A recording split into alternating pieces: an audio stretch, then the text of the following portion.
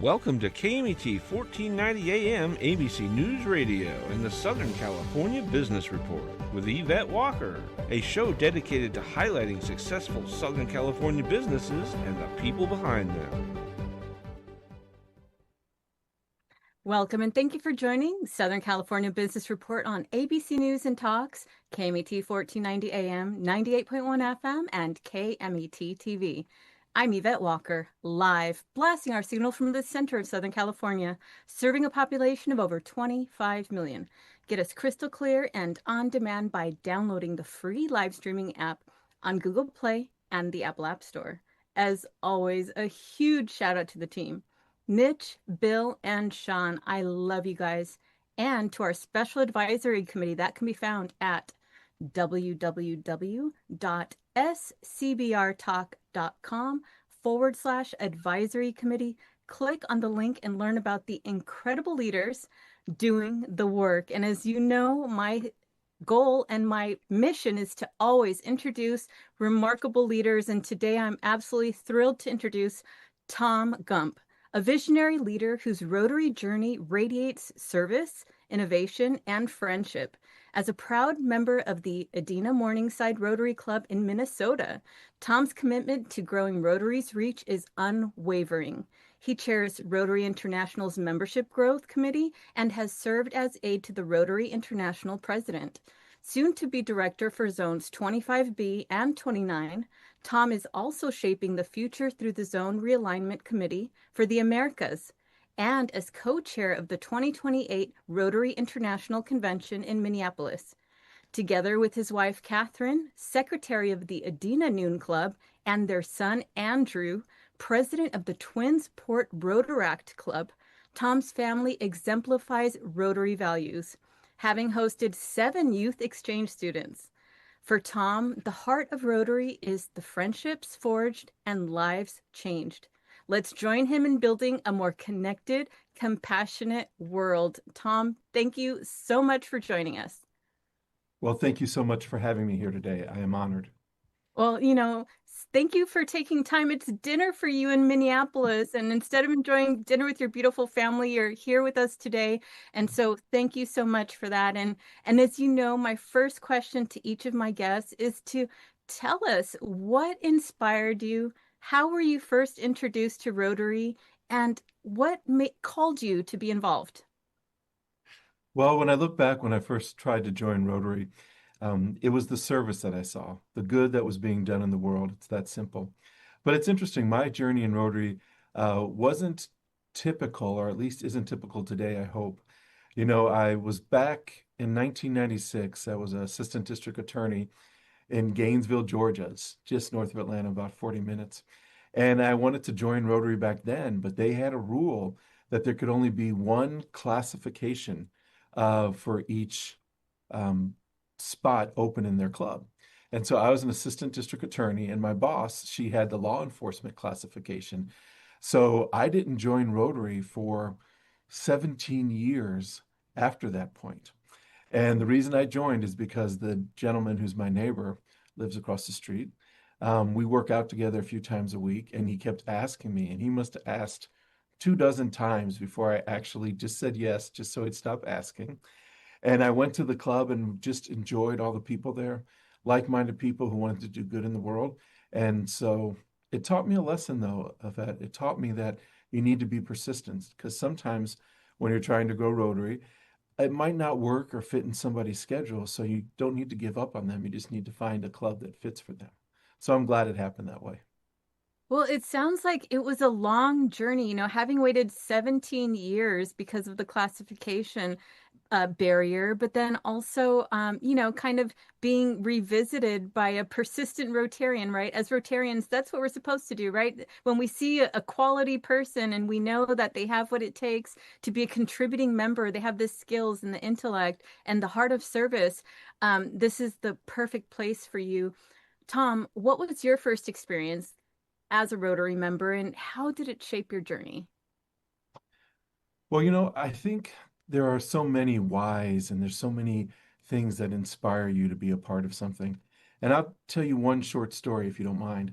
And that would be part of the youth exchange. And I'll use that story because you brought it up.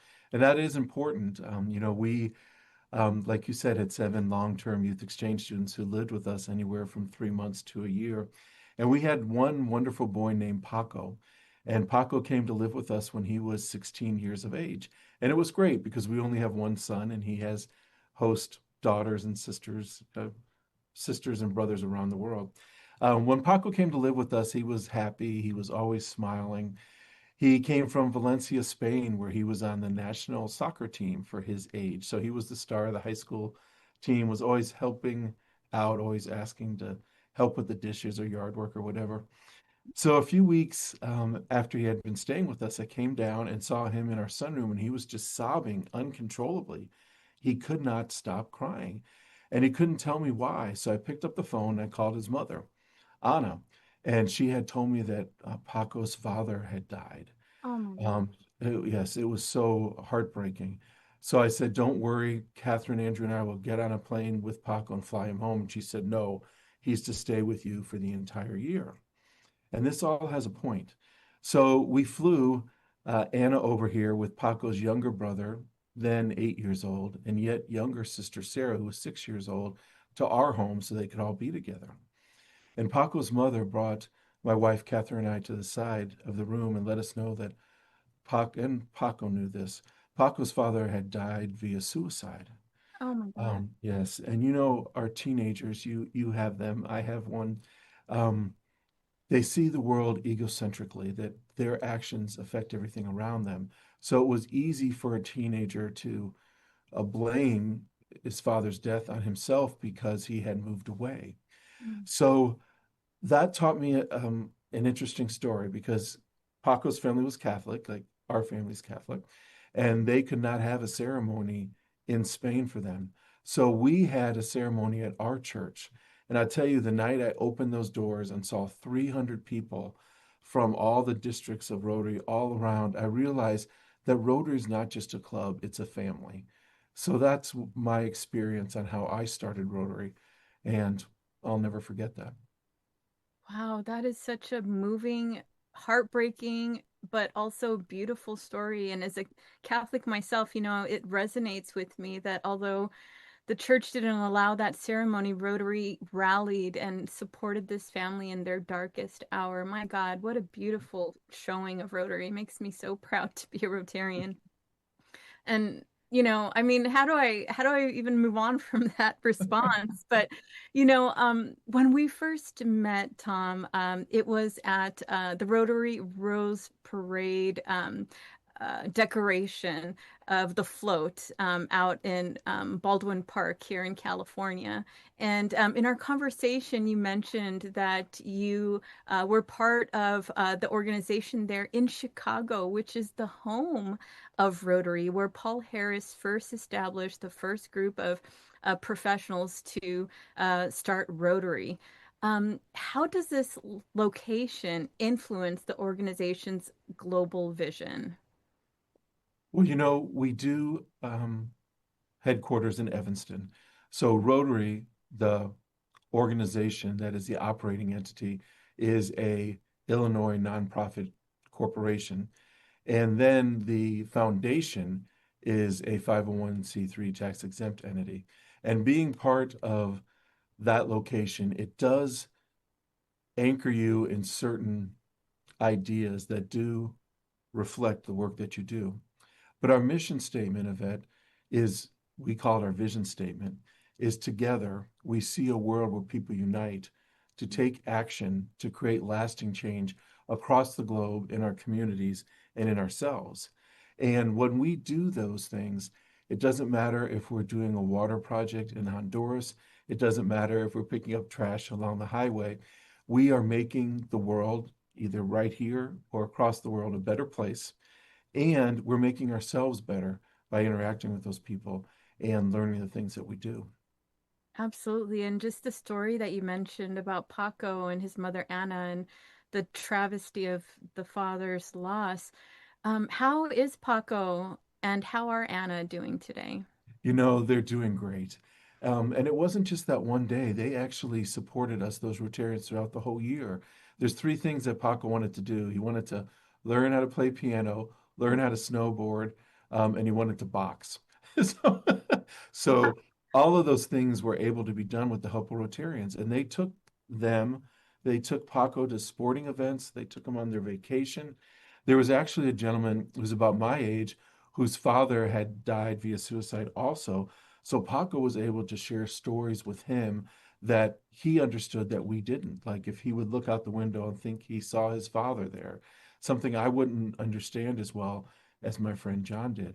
But people would bring over their dogs because Paco missed his dog. So it's that kind of relationship that makes Rotary different than other clubs and other organizations.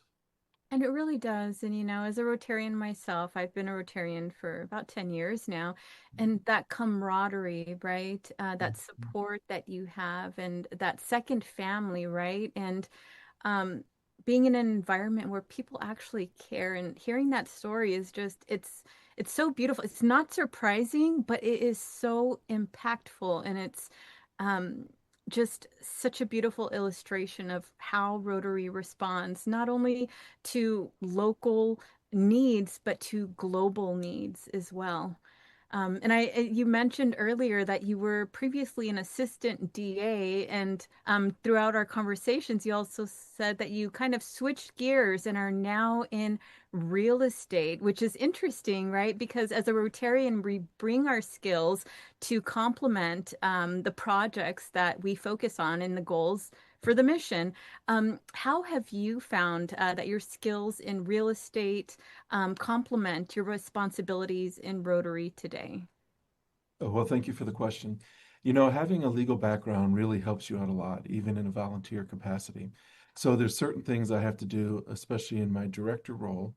As a director-elect, I'm organizing three institutes.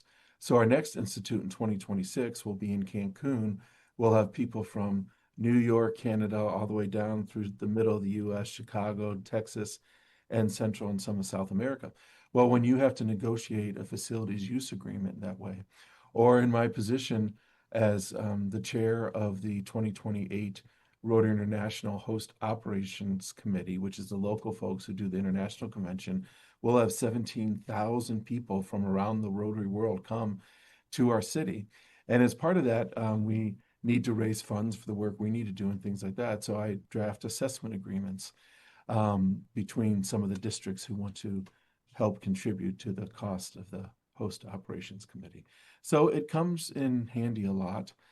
Also, I grow from being in Rotary. I mean, being in these different committees and meeting other business type people. If people want to join Rotary to rub shoulders with people of significance in their industry, especially younger people, it's a great place to go.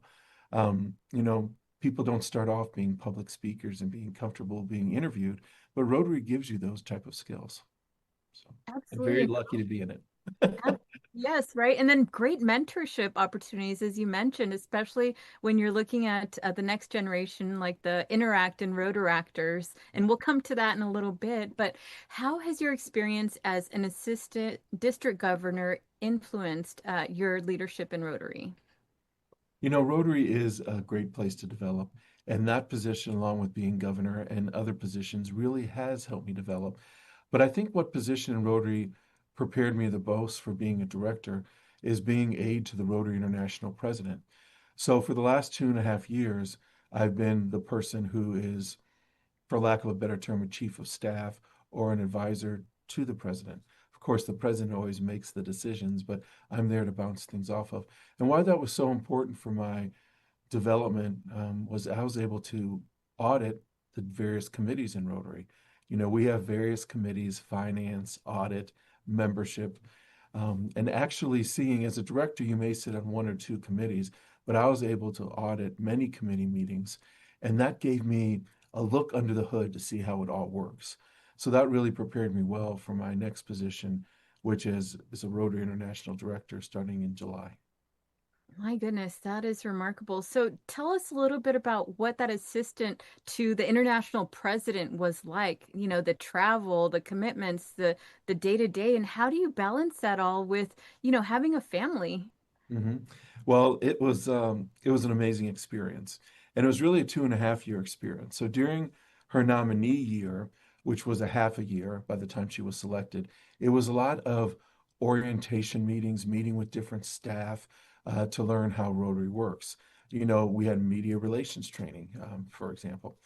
The second year, during the president-elect year, she has to appoint her committees.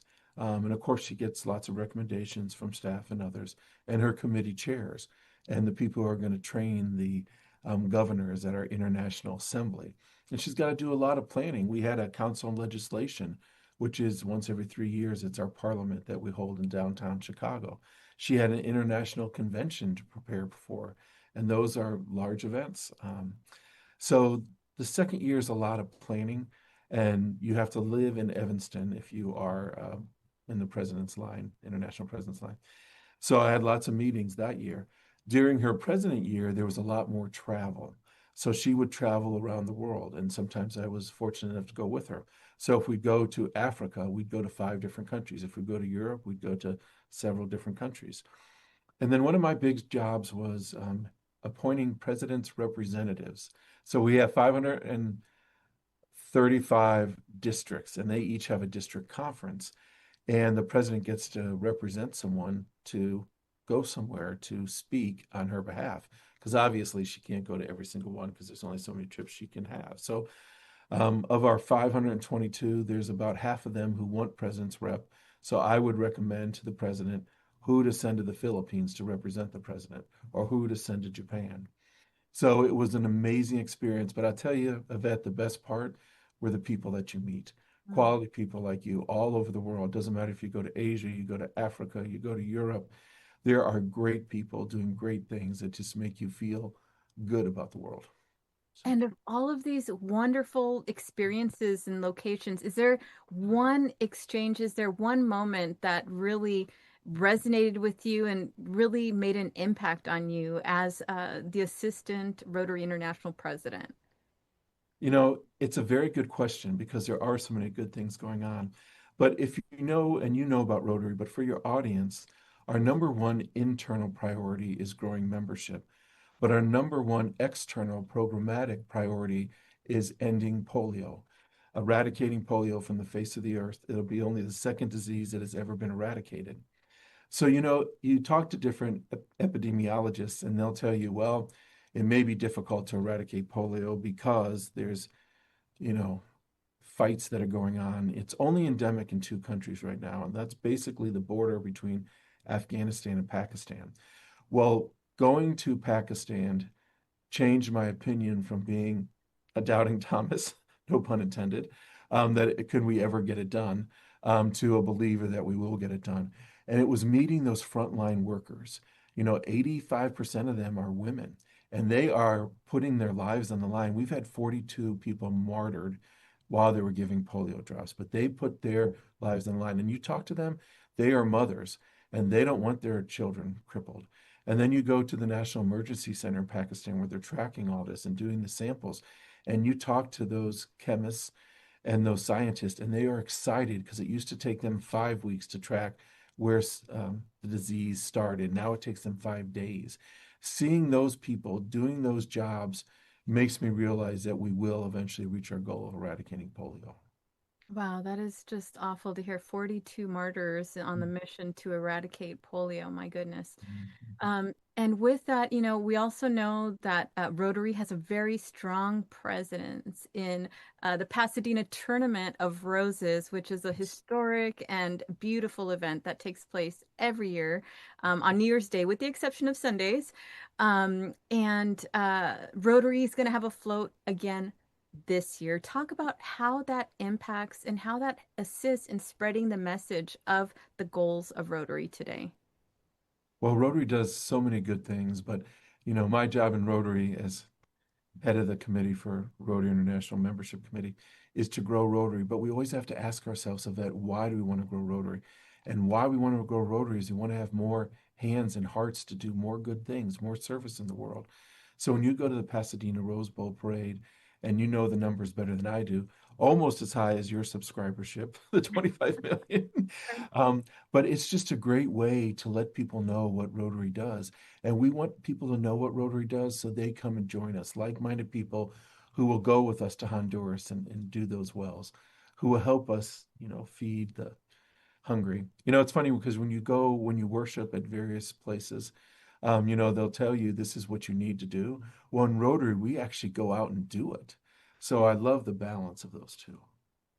Absolutely. Your Rotary gives you the platform to live those values. And with the impeccable infrastructure and fiduciary duty and oversight, to do so with confidence and transparency.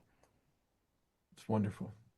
And so, touching back on the Rotary Rose Parade float, I just want to hear a little bit about your experience because you had just a once in a lifetime experience to ride alongside your wife on the float. I mean, unless you're the Rose Parade queen or somebody else on another float, I mean, these experiences are few and far between, as I mentioned, once in a lifetime. Please share what that experience was like for you. Well, it was definitely a bucket list item. And the first time I did it, actually rode the float twice. The second time with my wife, the first time by myself. The float is built by a committee of Rotary volunteers. So Rotary contributes a small portion, 10% maybe of the whole float cost, but the volunteers raise money to build the float by people paying to ride on the float or walk next to it. So the first time I rode the float was with Jennifer Jones, who was the first woman female president. And I thought it was important to support her because that is so important. To grow Rotary, we need that diversity. And I was proud of Rotary when they elected that person, and I rode the float with her. Then this past year, the last Rose Bowl parade, was our second female president, who I was working for. I was her aide, and my wife and I both were honored to ride the float with her. But you don't have to pay to, ride the float. You can actually enter into an auction as an ambassador for the Rotary float, and you can be chosen that way. And then the first time I went was not either one of those two. We actually just took a group of friends from our district to go and decorate the float, and we had the best time. But it is an amazing experience, especially riding down that television alley and going around the corner, just seeing all the people get so excited. Absolutely. Now, do the early mornings come close to the mornings in Minneapolis? It's never as cold in Pasadena as it is in Minneapolis in January, but it's just wonderful. And we have a friend who lives just a block off the parade route. So one year we actually stayed with her, and that was fun. But getting up at 4 o'clock in the morning when it's dark to get there, it's all worth it. Your arm's a little bit tired because it's about 6 hours by the time you get on the float and by the time you end. But it's just wonderful. And every inch along the way, there's kids that are smiling and happy. There's nothing like it. It's like the best 4th of July parade in your town, but on steroids.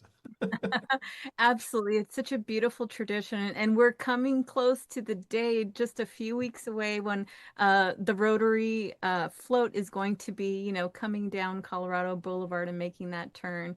But for now, we're going to be heading out on a break, Tom. So hold on. Everybody listening, Yvette Walker with ABC News and Talks, Southern California Business Report, here today with Tom Gump, visionary Rotary leader, director-elect for zones 25B and 29, membership growth chair, and global connector. With wife Catherine and son Andrew, Tom's family lives Rotary values, hosting youth, serving communities, and fostering friendships. He leads innovation, inspires service, and unites people worldwide.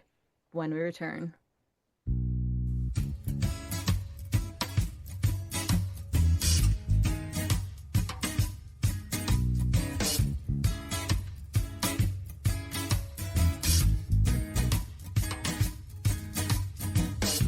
Hi, I'm San Bernardino County Sheriff Shannon Dykes. If you're looking to start an exciting career in law enforcement and make a difference in your community, we are hiring dispatchers, nurses, deputies, laterals, and many more. For a complete list of our jobs and more information, visit sheriffsjobs.com. Hi, I'm Dana Rademacher with MGR Property Management. A lot of people wonder about the value that property management has for their property. Property management can include all property types, including residential, commercial, and HOA. It is valuable because property managers are experienced in what can happen at your property. We're aware of liabilities. We're able to do predictive and preventative maintenance. We know what is coming up with the changes in the weather, the seasons, how old certain aspects or different capital projects at your property are. We're able to best negotiate contract pricing, legalities with your tenants, and anything else that you may need to ensure that you're getting the full value of the property.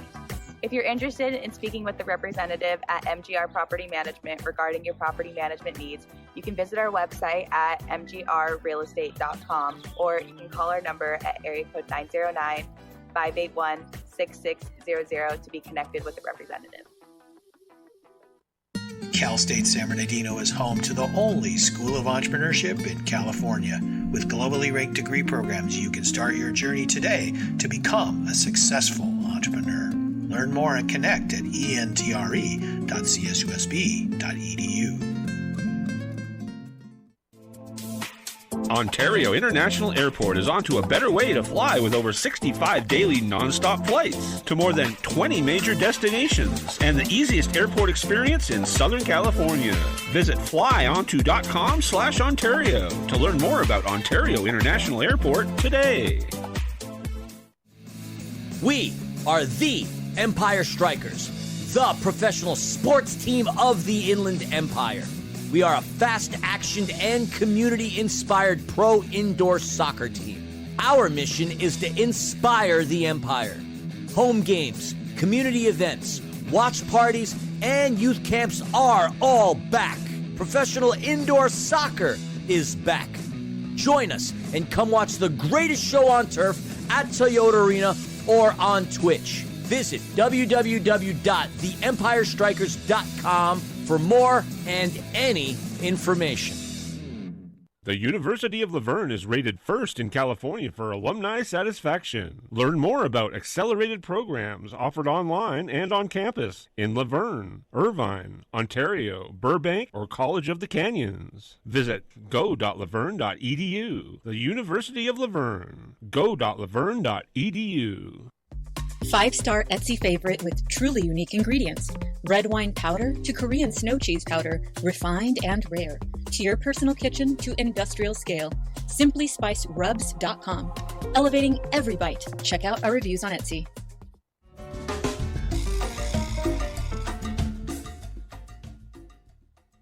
Welcome back, everyone. Yvette Walker with ABC News and Talk, Southern California Business Report, here with Tom Gump, Visionary Rotary Leader, Director-elect Zones 25B and 29, Membership Growth Chair, and Global Connector. With wife Catherine and son Andrew, Tom's family lives Rotary values, hosting youth, serving communities, and fostering friendships. He leads innovation, inspires service, and unites people worldwide. Thank you so much for being with us today, Tom. Thank you for having me here. Wonderful. So prior to the break, we were speaking a little bit about the Pasadena Tournament of Roses and how even a 4 a.m. morning in Pasadena doesn't come close to a 4 a.m. morning in Minneapolis. I think we can all agree to that. Yes. Well, I just love that. And so I'm just curious because your son is also involved in this. Is your son also considering a career as an attorney following in your footsteps? You know, he's not. He has actually designed his own major, which is storytelling using GIS. So a recent project he did was to take GIS data from census data and overlaid it with internet usage to show that in lower socioeconomic status neighborhoods, they use less internet. So this information could be used for doing good in the world, or it could be used for making profit for companies. So I don't know what he'll do with it, but he's excited about it.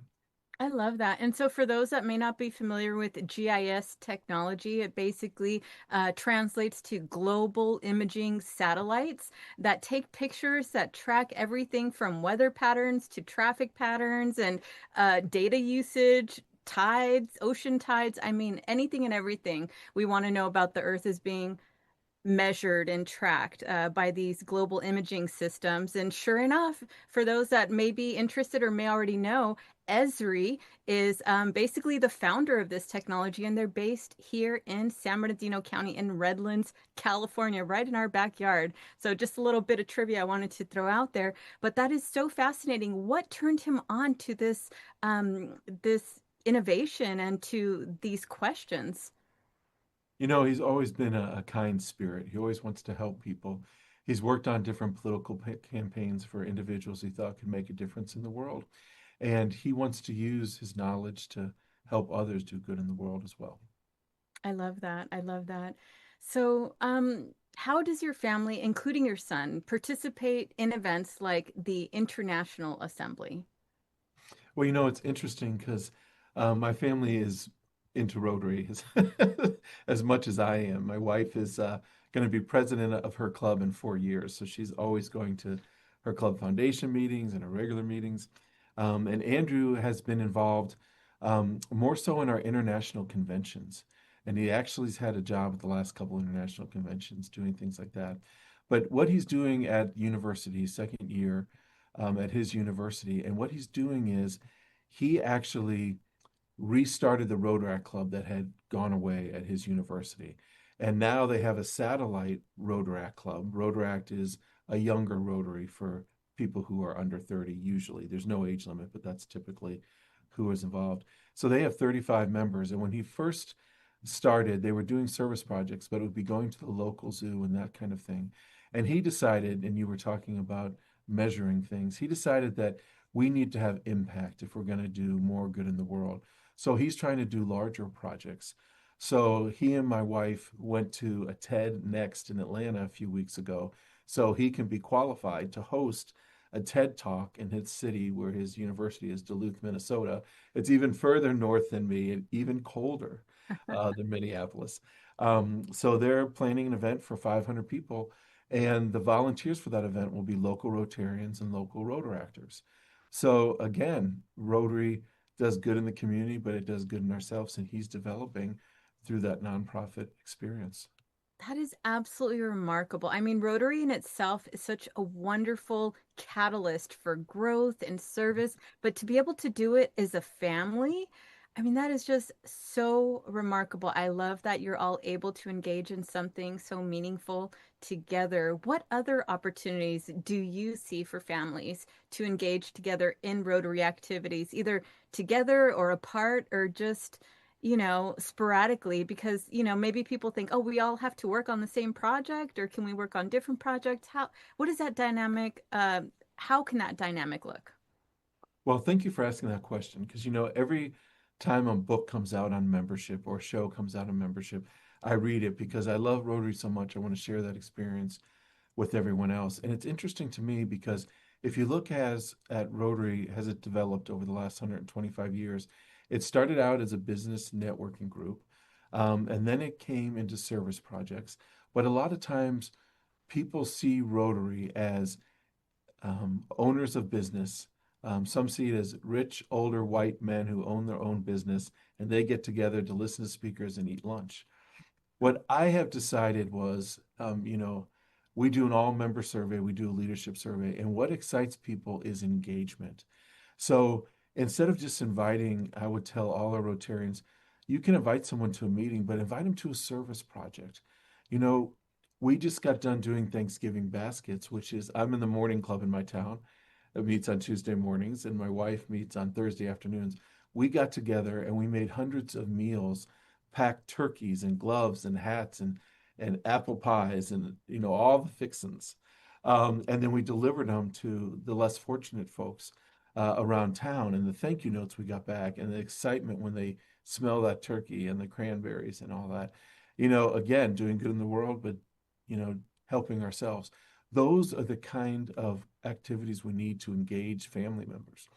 So if I was just doing Rotary by myself and I was going to a meeting every night, and my wife, actually my wife is out at a food shelter tonight with her club doing that, and then they're going to do a social after. So Rotary is not only doing service, it's having fun. But I love it when the whole family does it because then you're not taking someone away. They're all doing it together. So it's wonderful. Absolutely. And it's funny that you brought up the turkey and the giving of these meals because as a one-time recipient of a box full of food and turkeys for Thanksgiving at a time when our cupboards were barren and our fridge was empty, that was a transformative moment. And that was the first time I ever made contact with Rotary. And fast forward 35 years later, I discovered, wow, that was Rotary, and so I can attest to the fact that it is truly transformative from both aspects, right? From the giver and from the receiver. Um, you're the chair of the host committee for the Rotary International Summit in Minneapolis. And I know we just kind of touched on it and it's really early to talk about, but can you just talk about broad stroke goals for the event? Well, of course, we have a financial obligation to break even, but what it is it's interesting because it's a combination greatest show on earth. I mean, our next one is going to be in Taipei. They're usually in May or June. In Minneapolis, it'll be in May in 2028. After that, it's going to be in 2027. It's going to be in Dubai, and then it's coming to Minneapolis. It's a way for, all these friendships we make in Rotary, doing projects wherever we do them in the world. We can meet up with all those Rotarians at an international convention. And depending where it is, in Dubai, they're expecting 15,000. Minneapolis, we're expecting 17,000. But we have a combination of learning events. Then we have wonderful entertainment. We have signature events, whatever is local to that culture. But one of the coolest things we do is we have these home host hospitality events where you can go to a Rotarian's home and have dinner. So if you go to Seoul, Korea, and we actually had an exchange student from Seoul, and she was finishing up her studies right when we were going to the Seoul convention. So we took her back with us and we got to meet her mom and dad and do all these fun restaurants. And they have like an American Idol TV show where they have singers and we got to go on stage with them, just do all this fun stuff. So that's what Rotary, it opens up these opportunities for you that other organizations just don't have. And that international aspect of it really makes it fun. Absolutely. And that's the other great part of Rotary is wherever you are in the world, you can basically reach out to the local Rotary Club and say, hey, I'm a Rotarian. Can I join your meeting? And 9 times out of 10, or maybe even 10 times out of 10, they'll say absolutely and welcome you with open arms. No matter what time of the day it is, Yvette, somewhere around the world, somebody's doing good in Rotary, doing a project of some sort. It's amazing to think about. It really is. And so, as director of Rotary International, you cover 2 zones, including Central Canada, Chicago, and Minneapolis. What are the unique challenges and opportunities in these zones? And they're quite large. Hmm. There's about 50,000 in a zone currently. And what our we are from a zone and we represent that zone, but our primary fiduciary obligation, since you brought that up, is to Rotary International as a whole. So I typically in a meeting, I was in one today, you represent what your people say, but when you come to voting on things, because there's 17 directors along with the president-elect and president, they make the policies that Rotary International follows and the strategies. So you have to do that balancing act. But it's great to be a director because you learn so much. And it's important business because you have to vote on where the next international convention is going to be and various other things. So And I I feel honored to be in the position. Absolutely. And I understand that you also work on zoning realignment, which occurs every 8 years. Can you take us into what that means and how that impacts the landscape of Rotary? Thank you for the question. So Rotary, if you divide it up into 3 worlds, 3 areas of the world, you have the Americas, you have Europe and Africa, and you have Asia. There's certain parts of the world in Rotary that are growing, and there's certain areas that are declining. So overall, gross generalization, the Northern Hemisphere is declining in membership, with a few exceptions. Southern Hemisphere is growing. So we do redistricting or actually rezoning where we try to balance out those numbers. Right now we have 1.2 million Rotarians. You divide that by 34 zones, you get 33,078, and you try to get as close as you can. But and you try to keep the areas geographically kind of contiguous so they can do projects and have events and summits and things together. But at our last council legislation, which is our parliament that happens once every 3 years, we added an enactment that says you have to take culture into consideration. So you want to make sure if there's language or history or practices where zones go together, you want to try to keep them together. So it's an important job. But I don't want your audience to think it's like what you hear on the radio when it comes to redistricting for political purposes. Because in those situations, you have a group that's trying to gerrymander a situation so that they have more power.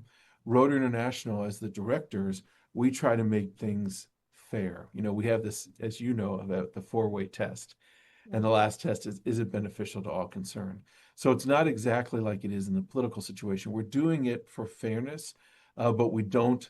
When I was in that meeting this morning, I was not jockeying for zone 29 or 25B. I presented what they thought about things. And of course, I wanted to, not lose too many spots or anything, but you think about Rotary International as a whole. And that's an important thing for a director to realize. So, in addition to developing and cultivating new members, how does Rotary work to develop the next generation of Rotarians, especially with the rise of interest and AI-focused clubs? It's interesting. This was the first year that in our all-member survey, we talked about age, and we asked that question. And it's interesting, the areas of the world that have the oldest members are actually declining the quickest, and the areas that are growing have the youngest members. And I know that's a gross overgeneralization, but pretty much down the line. So it is important. But the most important thing is not to go out and grab a young member and bring them into your club. We have to make our clubs, we have to make their culture accepting to younger people. So if there's a young person who's interested in joining, I would say get her, him to get several friends and bring them in as a class so they have something. Because if you don't give them what they need, and it's not that there's not a lot of value on both sides, but we need to get clubs that fit with the culture. And if we don't have a club that they fit in, we can start their own club that fits where they are. I am totally happy in my club. We do a lot of service projects, like we pick up trash along the highway. We make sandwiches for the hungry. We rake people's yards. Well, if I went to my son and say, come join us and pick up trash, he would, but he wants to focus on the environment and he wants to have a lot of impact in that one area. So we can start a club of young people just to focus on the environment. And this is one of my big things in Rotary that I push for, is the forming of new clubs, because we want to reach out to those potential people of action and bring them in and have a club for them, but we need to have it that meets their schedule, their time frame, what they want to do. I meet at a country club 7:30 a.m. on a Tuesday morning. Well, that's great for me, but a lot of my friends, if they have kids they're taking to the bus stop, that happens a lot in North America, or they're with a publicly traded company and they have to be at work at that time, it doesn't work. But maybe a younger group of professionals would like to meet at a bar at night and decide whether or not they wanted to pay for a fixed cost meal, or if they want to, do a social. And, we need to survey our members and give them what they want. So. I love that. So what techniques are proving most effective in attracting younger generations to Rotary, in addition to, trying to seek these different dynamics that appeal to a broader range of age groups? I've seen this happen in many places around the world. And what seems to be working the best is to have what we call a satellite club. So if you have a traditional club that's the host club, but then you have a smaller club that meets at a different time at a different place, what the young people want, and the young people actually refer their parents and other people to the traditional, and the traditional club, the host club, refers their, people they know who are younger professionals together, and then they both grow together. What doesn't work is to require people to not, to do what they don't want to do. We need to be flexible. We had all these rules. Remember, I couldn't join Rotary for 17 years because I was the second person in classification. We've done away with, classifications. We've done away for attendance. Now, some clubs, if they want to keep those things, that's fine. but we need to find, we have 1.2 million. Just think of it, how many, we could have tens of millions if we had clubs that fit everyone's needs. And we can do that. It's not hard to do. And there's a lot of people there to help you. Absolutely, to create a more dynamic environment. When I came on board, it was very strict. You had to have your attendance, and as you mentioned, the classifications. Thankfully, that's relaxed a little bit, so it makes it easier to engage and participate and really, roll up your sleeves and do the work that we all want to do to serve our communities, both locally and abroad. So, what are some ways that Rotary clubs can engage current members and grow their membership base? You know, you brought up a good point about that service. What we're seeing work at a lot of these clubs is what we call a service impact club. So there's some members like me, I like to come 4 times a month. I like to go to the business meetings, hear the speakers, but there's some people who just want to do service projects. So if you have a satellite club that's focused on doing service, and maybe they just meet twice a month and they, go out for beer and pizza after, that's a good way to do it. But what we really need to do is we need to ask our members what they want.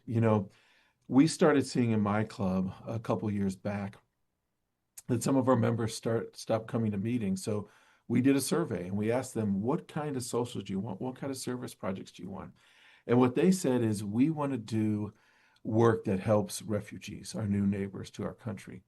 So we started a Rotary Community Corps, which is the people who you're serving get together with the Rotarians and they do things together. So, we had, at that time, we were having a bunch of Afghan refugees, thousands of them coming to Minnesota.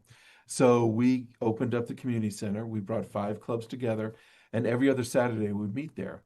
And the Rotarians would bring pizza at one meeting, and then the Afghans would bring a traditional Afghani meal, chicken, rice, that kind of thing. And we asked them, what did they need? And, it's amazing what they said, because what they really wanted was, they wanted cars, they wanted to learn how to drive so they can get jobs, so they can support themselves and send money home. Well, and it didn't cost us a lot of money. If we wanted to, okay, the driver's license manual in the state of Minnesota wasn't translated into Pashtun and Dari, and Google Translate didn't do that. But I had just brought a friend of mine into the club. He worked for a hedge fund. They had software. So he translated the driver's manual along with the help of some of the Afghan refugees who used to work for the U.S. Army, and they were very good English speakers. So long story short, you saw these people get their driver's license. They got jobs.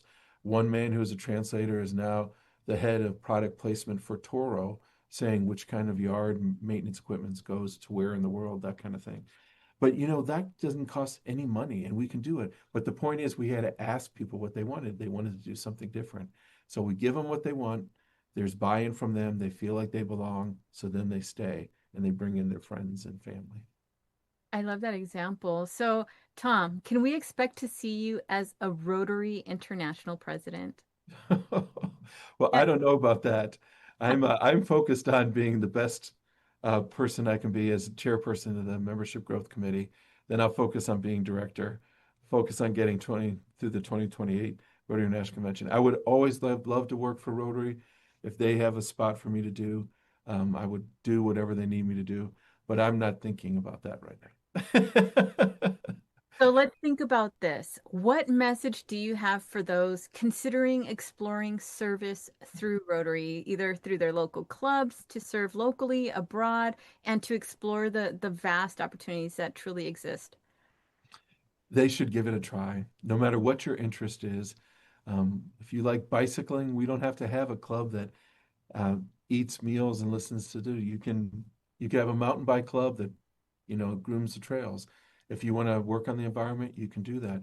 We started the first ever club in the world in our district to serve veterans, and now there's other clubs like that around the world. We started the first club in our district to end human trafficking, and now there's over a dozen clubs doing that. So however you want to do it, however you want to serve, it's nice to serve with people with like-minded ideals. So give Rotary a try. And if you don't find a club you like, then we'll help you start one. There's a club for everybody, and we're only limited by our imagination. In fact, I know that in Southern California, in Orange County, there is a surfing Rotary club. Wonderful. Yes. So, I mean, there's something for everybody. So, Tom, thank you so much for your time. Thank you for your dedication. Thank you for your heart of service. And before we go, can you please share the four-way test with our audience today? Absolutely. We have a four-way test that says, of the things we think, say, and do, first, is it the truth? Second, is it fair to all concerned? Third, will it build goodwill and better friendship? And fourth, will it be beneficial to all concerned? So if we do those things, if we don't know what to do, we use that as our guiding model, and it takes us to the right direction. I love it. It's a great compass in life, in Rotary, and beyond. Thank you again, Tom, and to your entire family for your service through Rotary. Thank you so much for having me. All right, for everybody listening, don't forget to find us on Facebook, YouTube, LinkedIn, and Instagram. Check us out on scbrtalk.com. Don't miss my conversation with Christine Ferreira, founder of the Polished Message Etiquette Method. She is a celebrated coach and trainer renowned for empowering leaders to exude confidence and poise. Her acclaimed workshops, international judging, and award-winning expertise inspire transformation, proving etiquette is more than knife and fork. It's the art of thriving in every setting. Next week, from English roots to American glory, Onua Obasi has journeyed from collegiate stardom to championship triumphs, now standing at the helm of the Empire Strikers. Revered for his tactical clarity and unifying leadership, Obasi's ascent from decorated player to visionary coach promises to ignite a new era in Southern California's indoor soccer. The Empire Strikers' future now rests in the hands of one of the game's brightest young minds. You do not want to miss it. We will see you all next week.